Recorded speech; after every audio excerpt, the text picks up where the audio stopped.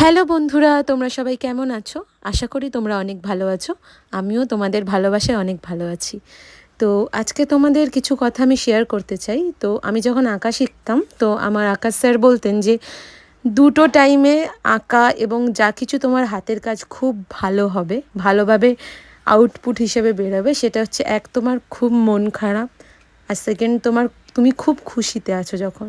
তো এই দুটো টাইমে যদি তুমি আঁকতে বসো বা বিভিন্ন যা কিছুই হাতের কাজ নিয়ে বসো, তো তোমাদের আউটপুটটা মানে যেটা একদম ফিনিশিং হবে, সেটা খুব সুন্দর হবে। তো এই পেন্ডেন্টটা যখন আমি বানাচ্ছিলাম, তো তখন আমার মনটা খুব একটা ভালো ছিল না। তো আস্তে আস্তে যখন বানাচ্ছি এবং দেখছি যে আমার খুব ভালো লাগছে, আমার খুব স্যাটিসফ্যাকশান পাচ্ছি যে না, আমি যেরকম বানাতে চেয়েছি তার কিছুটা অন্তত হয়েছে, তো তখন আমার মনটা খুবই ভালো লাগছিল। তো এই প্রথমবার আমি কাশফুলের কোনো কাজ করেছি, কাশফুল বানানোর চেষ্টা করেছি নতুন কিছু।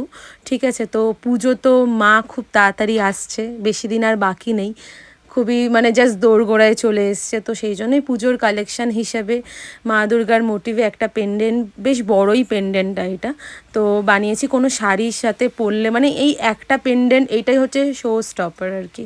তো এটা পরলেই কোনো আর মানে জুয়েলারি লাগবে না। তো আমার নতুন একটা পেন্ডেন্ট বানিয়ে খুবই মানে ভালো লাগছিল যে নতুন মোটিভে একটা পেন্ডেন্ট বানাতে পারলাম। তো তোমরা জানিও কেমন হয়েছে। দেখা হবে পরের ভিডিও।